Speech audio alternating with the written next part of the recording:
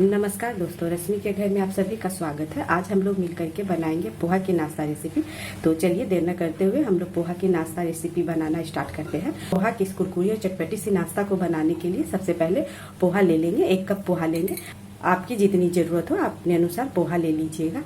तो और आप कोई भी पोहा ले सकती हैं, मोटी वाली या पतली वाली जो भी हो। ये पोहा को हम कई जगह चिवड़ा भी बोला जाता है। तो पोहा जब ले लेंगे पानी डाल देंगे।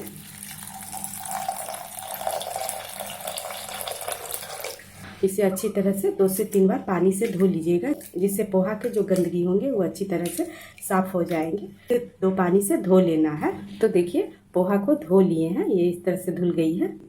जब पोहा धुल जाएगी उसके बाद इसमें पानी डाल देंगे। थोड़ी सी पानी डाल के इस पोहे को अच्छी तरह से फूलने देंगे। करीब 15 से 20 मिनट इसे ढक करके फूलने देंगे। तो इसे ढक देते हैं और साइड में फूलने के लिए रख देते हैं। देखिए पोहा मेरी अच्छी तरह से फूल गई है। तो अब इसे हाथों से, देखिए इस तरह से फूली है, तो इसे अब हाथों से इस तरह से अच्छी तरह से मसल लेंगे। देखिए पोहा वैसी हो गई है। इसे देखिए इस तरह से इसे जब मसल लेंगे तो ये ऐसी हो जाएगी।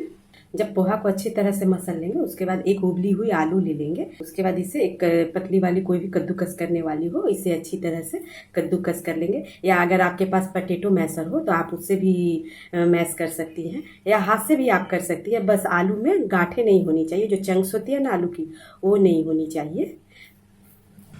मेरे पास ये थोड़ी सी गर्म आलू है। अगर आपके पास ठंडी आलू हो तो आप उसे भी यूज कर सकती हैं, या इसकी जगह आप कच्चा आलू भी डाल सकती हैं। आलू को भी अब कद्दूकस कर लिए हैं। तो अब इसे इसमें मिला देंगे, आलू को भी। प्याज, शिमला मिर्च, गाजर, हरी मिर्ची और अदरक को बारीक काट करके डाल देंगे। और थोड़ी सी बारीक कटी हुई धनिया पत्ता, स्वाद के अनुसार नमक और फ्रेश कुटी हुई काली मिर्च 1 चम्मच। आप अपने अनुसार इसे कम या ज़्यादा कर लीजिएगा। और छोटी वाली चम्मच से 1 चम्मच लाल मिर्च पाउडर, 1 चम्मच आमचूर पाउडर। आमचूर पाउडर जरूर डालिएगा, इससे अच्छी सी खटास आती है। या फिर अगर आपके पास आमचूर पाउडर ना हो तो आप इमली का गुद्दा थोड़ी सी डाल लीजिए, या नींबू का रस डाल सकती है। पर आमचूर पाउडर से बहुत अच्छा टेस्ट आता है। 1 चम्मच ऑरिगेनो। अगर आपके पास चिली फ्लेक्स हो तो आप चिली फ्लेक्स भी डाल सकती है, पिज्जा हब्स भी डाल सकती है। मेरे पास घर में ऑरिगेनो थी इसलिए मैं ऑरिगेनो डाली हूँ। अगर आपके पास इसमें से कुछ नहीं है तो आप स्किप कर सकती हैं, तो भी टेस्ट में कोई फर्क नहीं पड़ेगा। अब इन सभी को डाल के हाथों से अच्छी तरह से मिला लेंगे।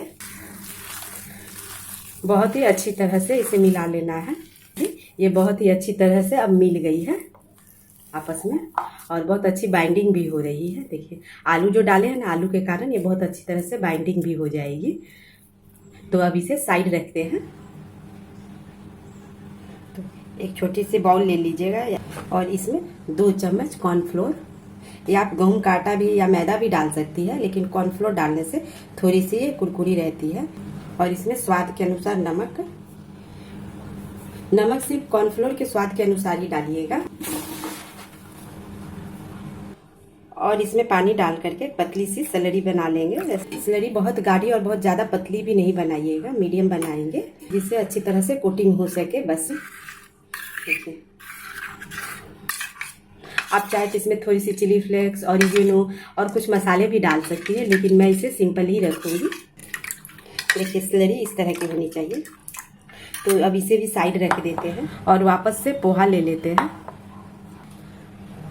और थोड़ी सी हाथ में तेल ले लेंगे। तेल को अच्छी तरह से हाथ में लगा लीजिएगा, जिससे पोहे हाथ में चिपकेंगे नहीं।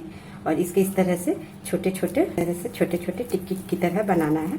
तो इससे पहले मैं इसमें थोड़ी सी, अगर बच्चों के लिए बना रही हैं तो इसमें मैं पहले थोड़ी सी चीज़ डाल दूंगी। देखिए इस तरह से इसका एक गैप बना लीजिएगा। और ये मैं चीज़ ली हूँ, इसे कद्दूकस कर लेंगे चीज़ को। उसके बाद थोड़ी सी इसमें चीज़ डाल दीजिएगा। अगर आप चीज़ नहीं डालना चाहें तो नहीं भी डालिएगा, तो भी टेस्ट में कोई फर्क नहीं पड़ता है। पर बच्चों के लिए बना रहे हैं तो थोड़ी सी चीज़ डाल देंगे। और इसे इस तरह से दाब के अच्छी तरह से बिल्कुल टिक्की के शेप में दे देंगे। अब इस तरह से इसे टिक्की के शेप में अच्छी तरह से बना लेंगे। या फिर आप इसी तरह से बिना चीज़ के भी बना सकती हैं। लेकिन मैं थोड़ी थोड़ी चीज़ इसलिए डाल देती हूँ क्योंकि ये चीज़ डालने से बच्चों को बहुत पसंद आती है। इस नाश्ता को आप बच्चे के लंच में भी दे सकती हैं क्योंकि ये ठंडा होने के बाद भी बहुत टेस्टी लगती है खाने में। ये बार बार आपके हाथ में चिपकेगी, तो थोड़ी सी तेल लगा करके इस तरह से इसके टिक्की के शेप में इसे बना लीजिएगा। हो गई। तो अब मैं सभी को पहले बना ले रही हूँ। तो देखिए इस तरह से टिक्की के शेप में सभी को बना लेंगे। देखिए इस तरह से एक प्लेट ले लेंगे और इसमें ब्रेड क्रम्ब डाल देंगे और इसमें इस टिक्की को डाल करके अच्छी तरह से इसे कोट कर लेंगे और इस ब्रेड क्रम्ब में डाल करके इसे दूसरे हाथ से अच्छी तरह से इसे देखिए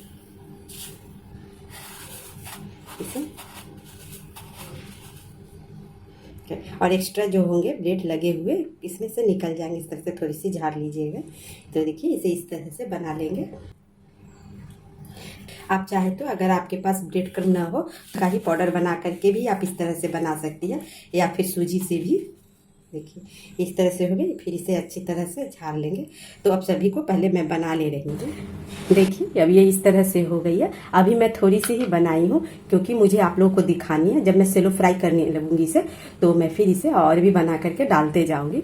तो आप चाहे तो इसे डीप फ्राई या सेलो फ्राई कर सकती हैं। तो चलिए गैस की तरफ हम इसे फ्राई करते हैं। तो गैस पर एक पैन चढ़ा देंगे और इससे पैन को अच्छी तरह से गर्म होने देते हैं पहले। और गैस के फ्लेम को मीडियम टू लो रखिएगा। जब पैन अच्छी तरह से गर्म हो जाएगी तो इसमें थोड़ी सी तेल डाल देंगे। आप इस टिक्की को अपने पैन या तो फिर एयर फ्राई भी कर सकती हैं या फिर आपको अगर डीप फ्राई पसंद है तो आप डीप फ्राई भी इसे कर सकती हैं। एक एक करके इस टिक्की को इसमें डाल देंगे। अगर आप अपने पैन में बनाइएगा तो इसे गोल बनाइएगा क्योंकि अपने पैन में आपके गोल शेप में ही जाएगी। तो अब इसे बिल्कुल मीडियम टू लो आंच पर अच्छी तरह से सेकेंगे। अब थोड़ी देर में ये जब एक तरफ सिक जाएगी तो उसके बाद इसे धीरे से इस तरह से पलट लेंगे। इसे गैस के फ्लेम को मीडियम टू लो आंच पे ही रख करके सेकिएगा जिससे ये धीरे धीरे अच्छी सी कुरकुरी और क्लियर कर। देखिए इसे इस तरह से पलट लेंगे। अब इस टिक्की को अलट पलट करके अच्छी तरह से कुरकुरी होने तक सेक लेंगे। देखिए ये कटलेट अब ये बन करके तैयार हो गई है। एक एक करके सभी को निकाल लेंगे। मैं जिस एरिया में रहती हूँ अभी उस जगह पर बारिश हो रही है, इसलिए आपको साइड से बारिश की भी आवाज़ आ रही होगी, इसलिए इस चीज़ को आप इग्नोर कीजिएगा। तो देखिए इन सभी को निकाल लेंगे इस तरह से। और अब इसे रख देते हैं साइड में। अब दूसरी बैच भी इसमें डाल देंगे। तो थोड़ी सी फिर मैं तेल डाल दूंगी और इसे वापस थोड़ी सी करके सारे को इस तरह से डाल देना है। अब इसे भी मैं अलट पलट करके सेक लूंगी अच्छी तरह से बिल्कुल क्रिस्पी होने तक। आप चाहे तो इसे डीप फ्राई भी कर लीजिएगा। तो देखिए मेरी ये कटलेट बन करके तैयार हो गई है। मैं इसे सैलो फ्राई की हूँ। आप कम तेल में भी इसे बना सकती हैं। मैं आपको एक तोड़ करके भी दिखा देती हूँ कि अंदर से कितनी सॉफ्ट और चीज़ी बनी है। देखिए अंदर से है ना चीज़। देखिए और खाने में ये बहुत ही टेस्टी लगती है। अगर आप इसे सेलो फ्राई या पे पैन में बनाइएगा या एयर फ्राई कीजिएगा तो ये आपको ज़्यादा ऑयली भी नहीं लगेगी और नहीं लगेगी। इसे आप किसी भी चटनी के साथ खा सकती हैं। देखिए यहाँ मैं इसे फिलहाल इस तरह से रेड चटनी के साथ खाऊंगी।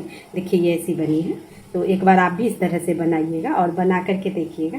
और मेरा ये तरीका आपको कैसा लगा, अगर आपको थोड़ी सी भी पसंद आई हो तो आप अपना एक प्यारा सा कमेंट और लाइक कर दीजिएगा। तो ठीक है, फिर मैं आपसे मिलूंगी किसी एक नई वीडियो में एक नई रेसिपी के साथ। वीडियो देखने के लिए थैंक यू।